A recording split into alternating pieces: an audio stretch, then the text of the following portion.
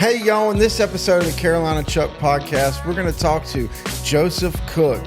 He's the Senior Technical Manager at NBCUniversal. Joe's a Watertown native, and I called him while he was up here visiting his sister.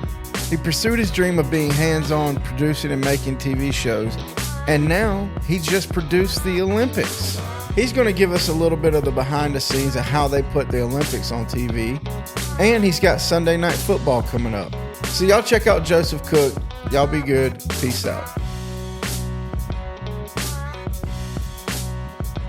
I usually do this at night, really. Gotcha, okay. I usually kind of get people after hours we usually do it about 8 o'clock, so kind of get people on their chill side. So I'm always chill, so you don't have to worry about that. Yeah, you seem that way when I was listening through the door for a little bit. I'm a North Country boy. I have to be, you know? So where exactly are you from? I grew up here in Watertown. Really? Yeah, I was born in Watertown, a family of 8 children. My father lived in Watertown his whole life with his family. My grandparents immigrated from Austria-Hungary to the United States, and they settled here.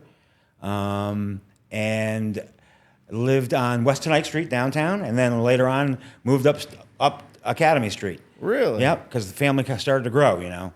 And then in later years, when I was 13, we moved to Governor, which is just north here. Yeah, so I went to Governor only a handful of times because we got a car dealership up there. Four stores up there. But it's a really cool trip riding up there, and for some reason I've always gone in the winter, so takes longer. Yeah, I get it. Like everything else. But yeah, I'm a North Country boy. I'm always come back when I can. My parents are no longer alive. Mom just passed 3 years ago, and she lived in Governor at the time. But I have a lot of family still in the area, so it's home to me. It's actually I just spent 4 days with my sister in Henderson, New York. She came in from Vero Beach, and she rented a place, so we stayed local on the water. It was great. Wow. Yeah. Well, we were just talking because we were just telling you about the Anchor Con that was going on. Yeah. They got one of the actors from Sons of Anarchy, Kim Coates, was up here, and one of the guys at work were like, "Does he need the money? Is that why he's?" I was like, "Could you imagine if somebody gives you a couple $1,000s and gets to hang out? I know. In Clayton in the summertime for a weekend. I mean, he's just hanging out during the day making a few bucks." I was like, I don't necessarily think he needed the money. He's just probably getting a little paid vacation. You know? Absolutely, and why not go to Clayton, right? Right. Clayton has, I can remember in the old days, it's changed. Clayton, Sackett's Harbor, that whole area. I did the round robin with my sister to drive to see the old places, you know, and it's absolutely beautiful what they've done. Absolutely beautiful. And I was blown away. See, when I first got up here, it was, I don't want to get the number wrong, but it was our anniversary, me and my wife's anniversary. Be careful. Yeah, I was being real careful. I'm pretty sure it was our 11th. And we went to Alexandria Bay, and she's always told me about the Thousand Islands. You know, I lived around Lake Norman and around Mooresville, and I'm like, you know, I know about the water. You know, I've been down to Charleston, and I know about the water. And we went on the Uncle Sam's boat tour and had a little on the river dinner thing, and I was absolutely amazed by the Thousand Islands. I was like, this is more than I expected. It was unique. It's very unique, and you know what? It relieves stress to do those things down there because it's so beautiful. Yeah. No matter where you go. And the time of day, it was just like you got right when it's light out, and then it started like easing into night. It was really romantic kind of thing. But so let's talk about what you do. Where are you living at now? So now I live in Danbury, Connecticut, okay. Which is in Fairfield County. I'm a senior technical manager for NBC Sports, which I have been with NBC Sports now for 13 years. Wow. Lived most of my life in Westchester County, which is not far from where I am now. Worked in Manhattan for probably 25 years. And then took the job at NBC Sports. I was working at MSNBC for a couple of years. Okay. And then when the sports job came up, with 2 things, I said, it's a brand new facility that the company has built. So that's definitely a challenge that I want to overtake. And it's 30 minutes from where I live.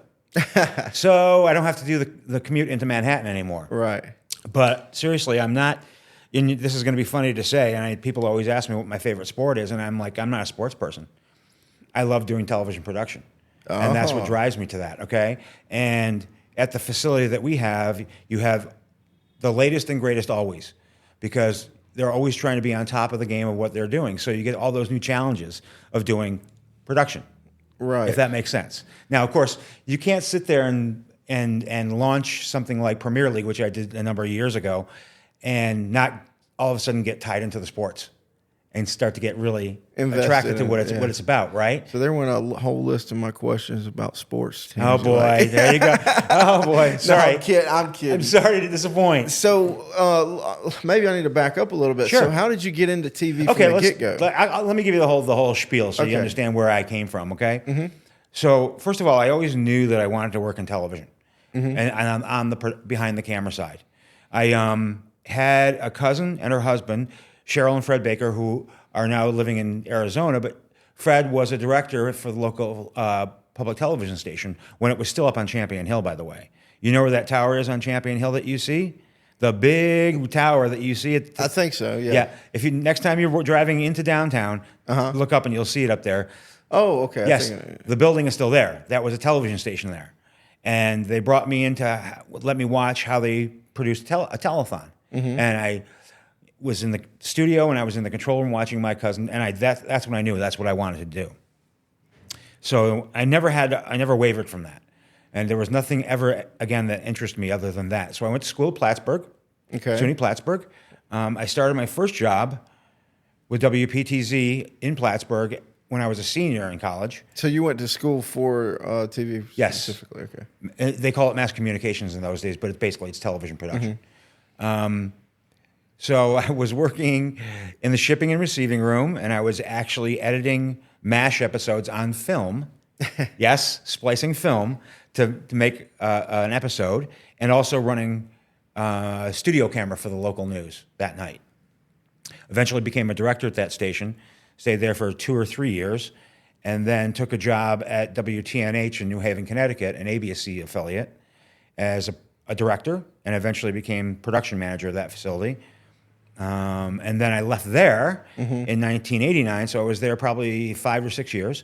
In 1989, I became the production manager for WABC TV in New York, and I was with them until 2001, right? And then I decided, everybody wants a new challenge. Right. So I took a job with a local insurance company, New York Life Insurance Company, as the corporate vice president of telecommunications. Oh, wow. I was like, okay, this is all familiar. And you know why? Because I've stalked you on LinkedIn. I was like, okay. So I'm sitting here with stalkers. Yes. Where's the door? Yes. And then after that job ended, I took a couple of years off. I had gone through a divorce. Yep. And decided, what do I want to do next? I mean, I know I still love the business, but where do I want to reinsert myself? And I was since 1989, I was in management. I was management for 20 years. Right. So, but my real joy and love was actually being on the technical side, hands-on, as much as I could. So I decided that's what the direction I was going to take for my next bit. So I worked at MSNBC at 30 Rock for 4 years as a technical production manager, where you work on the various news programs that they get together, and you book the satellites and you book the guests and you do those kinds of things, all in the while knowing that NBC had already started the facility in Stamford, Connecticut. They bought the old Clairol factory in Stamford, Connecticut, which borders on Darien, Connecticut. So it's on the eastern side of the city, next to Chelsea Pier, which has a large facility next to us. And it's about 4 football fields big inside. Cool. They gutted it and made it into a large production facility, and that I moved to there 13 years ago, and I've been there ever since. And people ask me, okay, so if you had to benchmark your career, what were the best jobs you ever had? First best was Channel 7, because I was at the pinnacle of my career. I was working for the #1 television station in the #1 market in the United States. I was also doing a very popular syndicated talk show called Regis and Kathy Lee, which everybody knows about. Yeah. So that was, and I had a wonderful management team. We had a wonderful production team. The whole company was great. It was a capital cities station at the time. Nobody knows what that means anymore, but they ran a lot of businesses, television stations across the country, and it was very successful. They eventually bought the network, ABC, before they sold it to Disney. So that was a great job, and the job I'm in now. They just, everything that NBC has done with this facility and how we structure what we do and how we do is just top notch. And it's a wonderful management team, wonderful coworkers, wonderful everything that you could hope for in a career. And it's a challenge every day because it never is the same. You're going to walk into your work day after day, and you're going to be working on something different. It's not like going in and doing an evening newscast where it's the same thing every night, right? And this is just sports. This is sports. Right? And people think that NBC Sports is just the Olympics, but we have a full slate of all sports that we do live. Golf. Right? I mean, we literally stopped the Olympics on the 12th and jumped right into prepping for football. Yeah. So it didn't stop. It just keeps on going. Premier League just started their season this last Thursday. Yeah, was when they started their season, and now that runs until May. So it's a huge slate of stuff that we do that's just has nothing to do with the Olympics. Olympics being our crown jewel. Right? Yeah. I mean, that's the biggest thing in the world. It is, and I always say that I think, not that I feel like I'm old. I'm 64 years old, but doing this work keeps me young.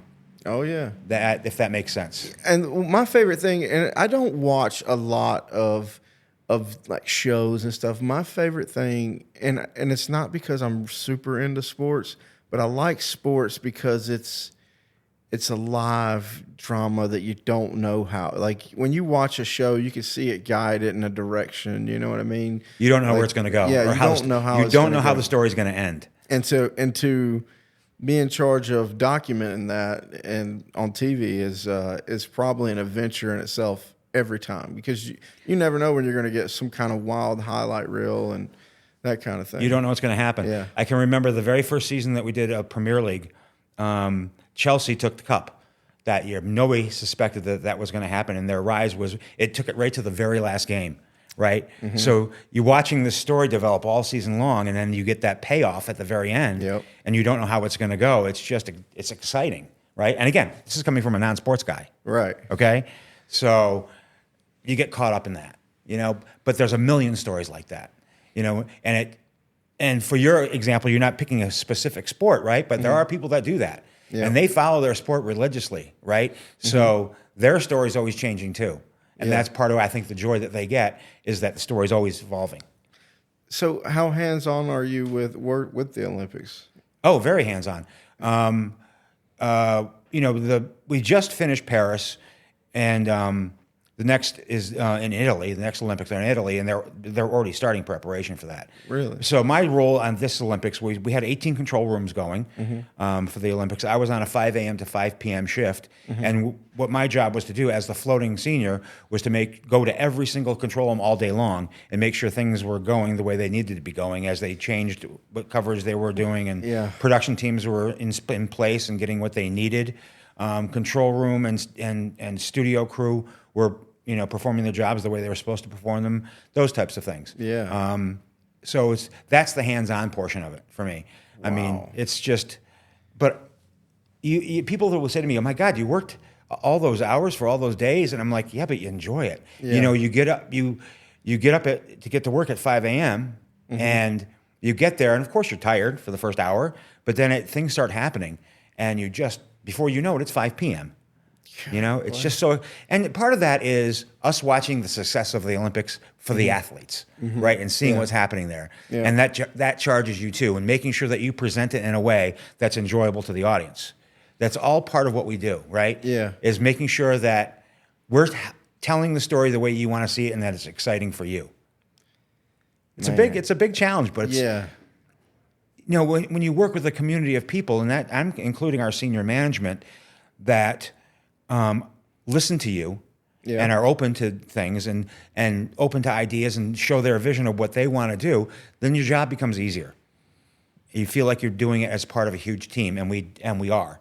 We're all a huge team. And I'm gonna tell you, I've like 6 months ago, this was all at my dining room table, and when I met with Mark in here, I mean, these guys have been the easiest. I mean, like you said, these guys have been the easiest people to work with.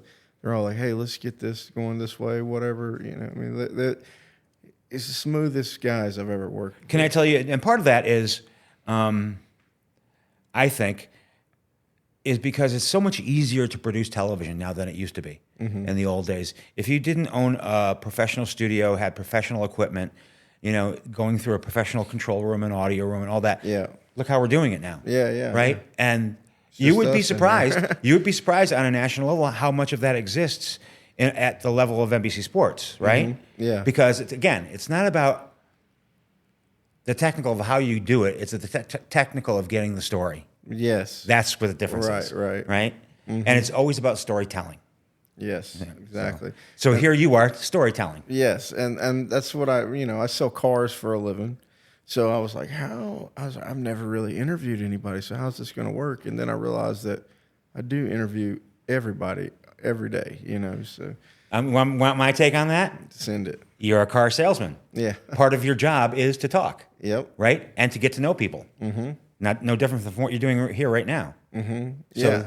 It almost comes naturally to you. It really, and that's every time I will, decide when I'm getting ready to talk to somebody, I get a little nervous, especially if I don't know them or hadn't met them. But I want it to be a natural discovery. So I'll tell my wife, I'm nervous. She always wish me luck and everything. But yeah, and then I realize I sit down and just kind of, I figure out like there's a problem or what we're trying to sell, and it makes it easy. It becomes a good process. It's the same way of getting a story out of somebody. Yeah. Yep. You just follow the lead of the story, Yeah. So what's going on with football this year? It's going to be a big year, right? Yes. Oh yeah. Well, football has always been one of our cornerstones. Yep. Our number one show is Football Night in America, which we produce out of our facility. So it's always been a big deal for us. And I don't think there's anything extraordinary happening right now, but I just think that, again, it's just starting. So like you said, we're just opening the book. Yeah. So it's hard to say what's happening with football because nothing's been told really yet. Right. When it starts to get told, then you have something to talk about. And then it becomes, man, and I've always been a major college fan, and I liked pro football, but just over the past, since I got up here, everybody's more into pro football. Right. So I started following it super hard, and you just see this whole drama unfold. So, I appreciate people, just telling a great story because they'll come on after a game and build the games. And it's amazing. It's just amazing. We do a little college football. So that's part of what we do. Notre Dame has always been a big one for us too, by the way. Notre Dame football. We've had that for many, many, many years. Yeah. And we're also going to be next fall, we're going to be doing a lot of NBA coverage as well. Really? We just picked up a large NBA contract for multiple years. So we're adding that to our portfolio as well. So we're not going to be slow. Yeah. It's going to be a very busy fall a year from now. It's already a busy fall this year. Yeah. Yeah. But again, that's what you want. Mm-hmm. You want it to be busy. Yeah. Right? Yeah. Instead of not doing anything at all. Yeah. I can't stand that. I know, absolutely. But no, it's so when you ask me what's with football, I don't know yet. Yeah. You and I are going to find out together. That's awesome. I did want to. What did it take to cover the Olympics? How many boots on ground did you have over there? People are surprised when I tell this part of the story because it's the way the technology of it's going. But on site, we had about 500 people. That includes talent and technicians, and to execute on that side. On the Stanford side, we had a little over 2,000 people. So the execution of the Olympics has changed radically in the past, I would say 7 or 8 years, where you have a low footprint on site and everything comes back in to Stanford via fiber or via satellite in some cases. Everything comes back in and we produce it all from there. We had 30 announce booths in Stanford. Okay, so what that would mean is that an OBS feed, Olympic Broadcasting System, we'd get a feed of beach volleyball. Okay, the beach volleyball would come in and go. We'd send the video to an announce booth in Stanford. The announcer and his producer would sit there, and that's how he would announce that sport. He was not on site announcing that sport. He was in Stanford announcing that sport. Wow! And now take that and put 30 booths together, and there's 30 different sports that are all being called from there. So it's. That's what I was like. do they really sending everybody over there? How's that? Well, if you think about it, any sport that you watch, once you're in game action, you don't know where that person's sitting that's announcing it. Yeah. He doesn't have to be there. Right. Right. And I think the business realized that a while ago, that it's not, they don't have to be on site to do it, right? But they need to call the sport. We need to hear where it's coming from. And actually, it's probably a little bit better the way we're doing it, because it's quality control for us, right? You have announcers on site that are calling the game, and you still have that. But there's a lot of technical problems that could occur that could, disrupt that announcing happening. Yeah. We have control of it where we're doing it. So it's a different way to do it, but it's really an exciting way to do it. It's the business changes all the time. If I could tell you stories from when I was younger, how we executed television to how we do it now, and again, this part has gotten easier, simpler, right? It's about telling the story. So, what do you think the biggest difference is? Just the digital stuff? It's the digital stuff, because you now have multiple platforms that you can produce content on and get content to, right? In the old days, it was live broadcast that was videotaped, maybe, right? Yeah. Doesn't have to be that way anymore. It comes out in various formats for us, okay? Right. Yeah, we still do the live TV events and record them, but a lot of the other stuff that we can produce is on demand, right? Yeah. Peacock is one of our biggest outlets. Yep, right? I just paid my Peacock bill. And did you? Yeah. The Peacock facility is right there in our facility in Stanford. Yeah. So it all comes into there and goes out to you guys, right? If you looked at the amount of content that's on there and how it gets watched, you would be absolutely stunned, and especially during the Olympics. My son, who lives in North Carolina, you're a North Carolinaer, he and his wife watched Goal Zone, which was one of our biggest shows that we did this year, because they did a round robin of the sports. It's not focused on one sport. They're doing all sports, round robining of all the sports. But they watched that on demand when they could. That's how they watched their Olympics. Yeah. Yeah. I remember when I was a kid, if you were interested and you watched the Olympics, you had to be in front of the TV when it was happening, or you missed it. Yeah. Right? It's not that way anymore. And that's the huge difference. You can watch what you want to watch. I can go and watch your podcast when I want to. Yeah. I don't have to do it at a set hour. Yeah. That's how the business has changed. Yeah. So did y'all have anything to do with that breakdancer? None. Nothing at all. Nothing at all. And I won't admit to anything that I know. Okay? Yeah. How about that? All right. Breakdancing was interesting. Let's put it that way. Yes, Okay? yes. I think I said at one point, I could fall on the ground like that and do that. Yeah. No, unintentionally. Hey. But you know what? There is an audience for that. And it goes back to telling the story for the audience that's watching. You can't pick and choose what you think is good or what is bad, right? I mean, obviously there are mistakes made for some things. I don't know if that was a mistake. No. But there was an audience. Yeah. And there is a skill set for that. So you have to recognize that. People are like, hey, listen, I'm not into cycling, okay? Yeah. But, people are into that and they enjoy that, right? Cycling is not my thing. Yeah. That's their story that they're telling. That's one of the things I did watch was the mountain biking thing. Yeah. That was good. Yeah, I it was say pretty that. neat. It was actually the ladies one that I saw. I don't know if you got a chance to see a preview of a new sport that's coming out for LA, flag football. No. I saw a short stint on flag football, and it's absolutely intriguing. Really? Yeah, because you get away from the physical part of football, and now it's becoming the challenge of getting the ball to the end of the field. Yes. Right, without knocking people over. So there's going to be a little bit more agility. And if you don't know what flag football means, you probably do. Yeah, but you wear two flags. Yeah. Right?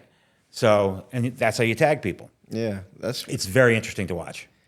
Now there's a mountain biking thing going on up here in Lake Placid coming up. Yes, I heard about this. It's you something. Yeah, I'm gonna get it wrong.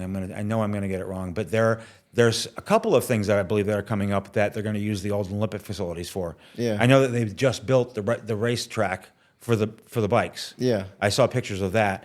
But there's something else they're using. I'll have to find out and get back to you about what it is. Yeah. But they revive everything. Look what we did in Paris, the Olympics. The surfboarding was in Tahiti. Yeah. That's okay. That's how Yeah. you do television. And it doesn't matter because as far as you're concerned, you're just watching an Olympic sport. Right. But it's halfway around the world, right? That's incredible. It is incredible. That's incredible. So it can happen anywhere. I would not be surprised if that was part of a bigger thing later on, with Lake Placid, where they use those facilities. Yeah. Because the way I saw it, I thought it was saying that it was like some kind of Olympics, but then I was researching it, and it said there's going to be some Olympians. And is it a motocross event maybe? I believe it's just a mountain biking thing. Mountain biking, yeah, okay. because they were showing a little bit of the previews of it, but I don't know. I just didn't know if you knew anything about it. I didn't. Do you follow any golf? A little bit. My sister's probably watching this, so she'll know better than me because she's an avid golfer. Mm-hmm. But the Golf Channel did move into our facility about 3 or 4 years ago. Mm-hmm. So everything golf-wise is produced out of our facility. Now, I haven't really gotten into golf until that happened. Mm-hmm. I tried golfing at one point in time in my life. Not for me. I was better off being the caddy. But we also just this past year took on tournament golf in our facility. So instead of, in many occasions, not all occasions, instead of sending a truck to site to do the golf tournament, we only send the cameras to site. Oh, okay? Really? Right. And we have a large control room two large control rooms back in Stamford that are built just to perform the job of the truck. So all of those signals, all those cameras come back to us in Stanford, and we produce the golf tournament that you're seeing out of Stanford. That's wow. I launched one of those first golf tournaments for when we started to take that up, and that's when you start to get hooked on it.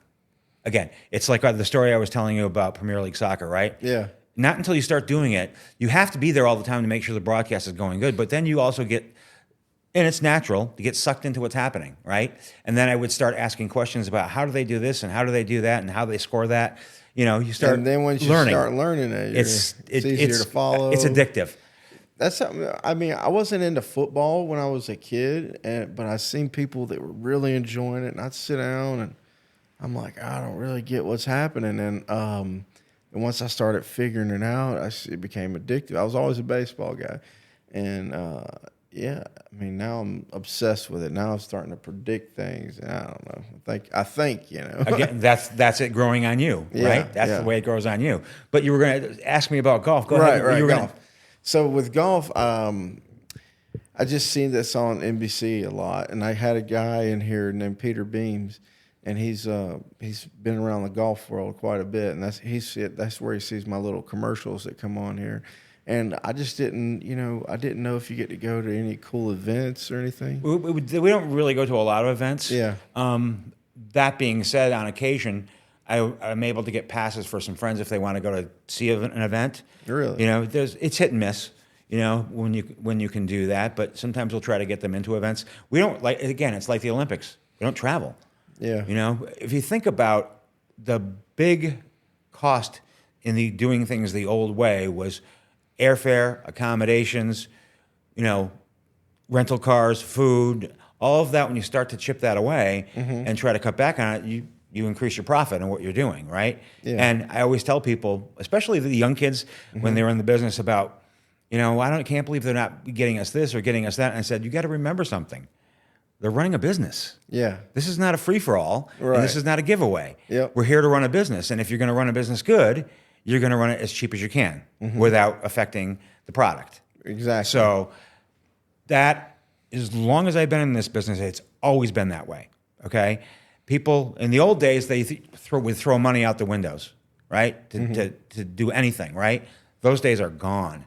Now you're running a business and doing a business, but hopefully you can do it in a way that's successful and enjoyable, especially in television, for the viewer. Yeah. So no, not a lot of travel, but do I miss it? I don't really anymore. Yeah. So what was one of the major sports events that you did attend live? Pyeongchang Winter Olympics. Really? I traveled to Pyeongchang to be a tech manager for that, and we got a chance to see some of the actual live events happening. And obviously, traveling to South Korea was very interesting, as you can imagine. Yeah. Different cultures, and seeing the different culture too. But that was probably the biggest on-site event I've ever seen. Yeah. I think that's big enough. Oh, that's huge. Right? And it was cold too, by the way. Cold. Yeah, Winter Olympics. Right, right. Well, what else? I mean, South Korea, I mean, that's pretty crazy, right? I mean, I don't really know the difference between South and North other than communism or something. That's what it is. That's the and what you don't realize, and I didn't find this out until you'll find it out the hard way, is it's a 14-hour flight. Whew. So you leave JFK and you fly over the Arctic to get to Pyeongchang. Wow. Yeah. And actually you don't go to Pyeongchang, you go to Seoul. Is it Seoul that's on the water? And you bus halfway across the country to Pyeongchang. Dang. Yeah, it's definitely What different. an adventure. Yeah, it was interesting. It was an interesting time. And you feel like it takes half your life because, you feel like you're over there forever because they get you there a couple weeks ahead of time and you're there about a week after. Wow. Yeah. So how long are you in the North Country for? Today, you mean now? Yep. I just came up I'm heading back to Connecticut right now after this. Really? Yeah. I gotta get back to work, Man. Took a couple days off. My sister and brother-in-law live in Vero Beach. They came from Seattle. My brother-in-law passed away a couple of years ago. Oh, no. But they're my closest. She's one of my closest, if not my closest sibling. Yeah. And we're very good friends. Mm-hmm. And she was like, "Come on up, come on," because where Henderson Harbor is in Henderson. Yeah. So when we were growing up as children, my father kept a boat at Henderson Harbor. Mm-hmm. And so we have a lot of memories of that area. So when she was like, "Oh yeah, I got a place in Henderson," I'm like, I would love to come back and see it again. Oh man, that's cool. Yeah, and I'm a high energy person, and so is she. So we try to pack a lot into a day if we can. I mean, we did the whole Clayton Sackett's Harbor run in an afternoon, including eating and shopping and stuff. So and again, for me, and not having been there in 30 years in those locations, you go there and you're like, this is totally different. Yeah. I can't imagine. I mean, honestly, I came up here probably 14 years ago when me and my wife first got together for a weekend. We just stayed right here in Watertown. We didn't really do anything. And I've only been here for like 3 times before I decided to move here. And I'm still exploring the area, And I can tell you right now, I can see when the area went into decline, like a lot of areas in the North Country did, and a lot of them that are now revitalizing. And I drive through downtown here, and I'm just absolutely surprised at how beautiful it's looking. Yeah, they've doing a big project, I guess, of revitalizing the area, and it just looks wonderful. Yeah, and that's the thing. I've seen it growing, and it's inspired me. I'm like, hey, I want to be a part of it, Yeah. And I try to, man, I signed an autograph for a little kid this morning because I do these radio commercials for the car dealership, and they love, the 4-year-old loves my commercials. And I'm like, man. You're a celebrity. And you didn't, an unintentional celebrity. You never thought that would happen. And every time that happens, I feel like I got to give back. So I'll come in here and I'll do a podcast to try to bring different people in. And I just got invited to do the Real Men Wear Pink. I'm not real familiar with breast cancer other than what I've seen the football players and stuff do. But anything I can do to help blow up something. Give back, right? And so we're working on obviously the community gives to you in many ways, right? Yeah. So giving back is a big deal. Yeah, I know. And I feel it. Like, I'm like, oh, I got to do something. And, yeah. And especially like little kids like the Carolina show. That's kind of threw me for a whirl there, And so now I'm like, I got to watch what I say, especially watch what I post on Facebook. I can't do no silly You have responsibility. You got a responsibility. Now you're popular. Sure. You have responsibility with what you got to do. Absolutely. That's great. Whew. All right, Joe. Well, we got to wrap this thing up. Okay, pal. It was really great to meet you. Next time I back up, it looks like I got to send you some swag. I'll take care of that for you, okay? And I'll stay in touch. Yeah, I got to work on being your friend, too, because if you get cool tickets, You got it, man. Absolutely. All right, absolutely. Thank you. Buddy. Absolutely. Yeah. Not a problem. Good stuff.